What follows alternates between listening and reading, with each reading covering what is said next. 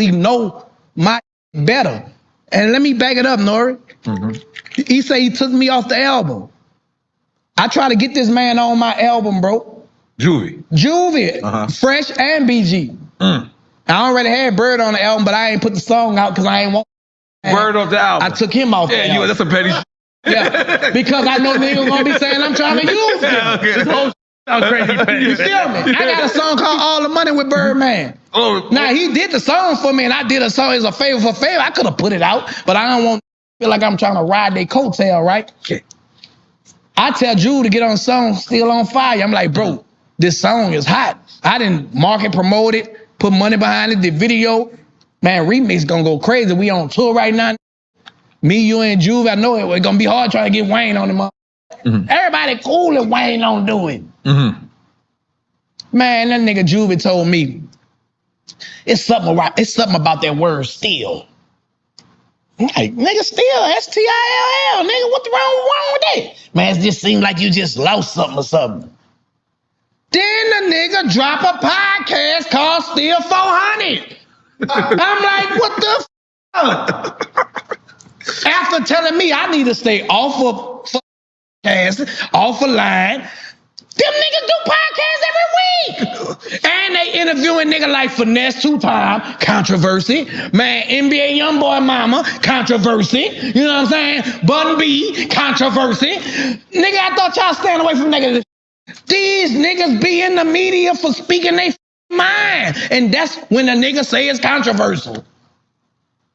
That's all I do. Yo, it's Big Ant the Spokesman, baby. We back. Another edition of Urban Politicians TV, UPTV. Make sure you stay on your pivot at all times, man. Had to come tap in as old Turk that jumped out there with the guerrilla marketing tactic, and he's back into it with Cash Money Artists once again. And I had a link in the description where you can watch the clip in the beginning in full from Drink Champs, as they just released this episode as Turk was their latest guest on there. And when I heard him say still, nigga, S-T-I-L-L, nigga, still. And I said, man, I can only think about Curtis Stone, the Bluff. Shout out to my boy Snow, man. Nigga say, we still drinking, still smoking, still living, still staying strapped, still taking care of kids. We just still. And I said, man, Turk is wild. But with this right here, it's so many levels and layers to it. As Juvenile caught wind of it and said, nigga, you trash. That's the facts. Name one solo Turk song anybody ever liked. Your album flopped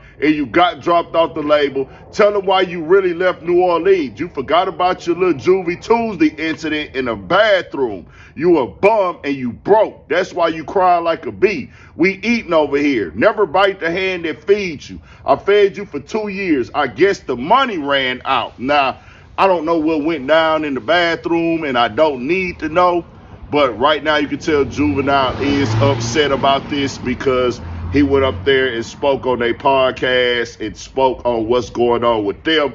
And like I said before, we already had seen Turk jump out there recently when they announced that they were starting a podcast, because in the time that they were touring, Turk felt like, Turk was doing the show with B-High. Shout out to B-High. They been doing their thing. They put good episodes and work together. But they was like, bro, you going on the show, you're speaking about us, what we got going on within the circle, and you're talking about things and you're putting it in the internet, and it's creating confusion. BG has spoke on that as well. Turk was like, let's compete. Let's see who album gonna sell the most. My album is gonna be better than Lil Wayne's. My album better than BG's. Then he went back and said BG should have had me on the album or whatever. He said something along the realms.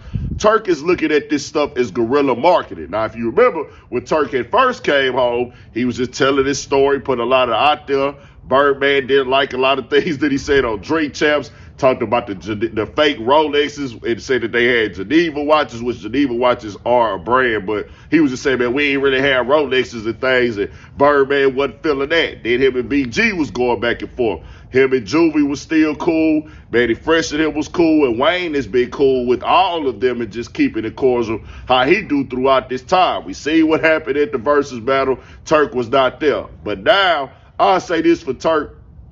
If he really did tell, bro, He don't want to be on the Still on Fire song because of the word still. He doesn't like that. But then you gonna do a podcast, Still 400. I would not be able to tell Turk not to feel a way about that at all. The Still on Fire song that Turk got, I jammed the Joseph album.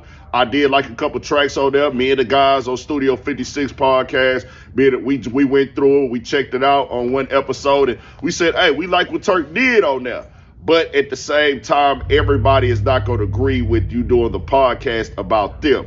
Now, Manny Fresh and Juvie did kick this podcast off. He felt the way about it because he like, hey, y'all telling me to stay off the internet, but then y'all go do a podcast. I got to say this, though, for Turk.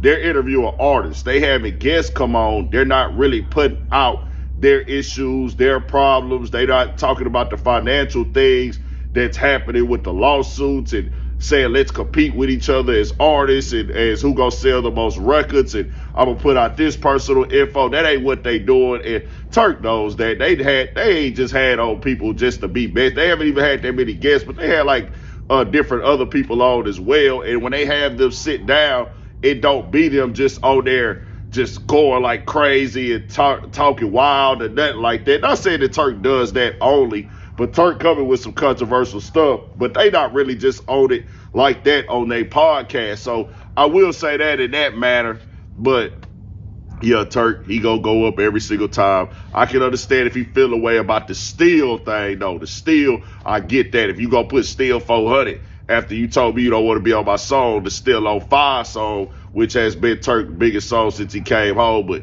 BG wasn't feeling the song either. They didn't want to get on it, but man, there's so many levels to them going back and forth at this point. I grew up on Cash Money Records. I tell y'all that all the time. That's why I cover it.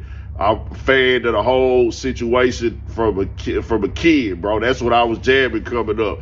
It was heavy for me every day in the car. Hot Boy albums. Now Turk, he didn't really get that shine over there like that at Cash Money. He had some other stuff going on as well in his life at that time, but with him getting to this point now, Turk is entertaining to watch on the podcast. I do enjoy him and B-High together. They are funny, but I do know that at sometimes Turk be having a lot of stuff, like the stuff with the lawsuits. He said they want to cut him out his money. Turk is going to go to his YouTube channel and talk about it. He's going to go to B-High and talk about it. So, yeah, Turk, you going to do you. But, hey, if you feel like somebody did you wrong, you feel like they crossed your eye, go ahead and tell your business, man. Put it out there. You know, it is what it is. We'll see what happens from it. But Turk, Juvie, he is not feeling what Turk just said, and he turned up on it. Tell me what y'all think. We got more coming, more videos, all that. 1,000 for shit show. Stay on your picture. Check it out. Fully affordable. It's for these YNs. If you know a YN, cop them some of this new Switch merch, man. It's your boy Drip. I'm out.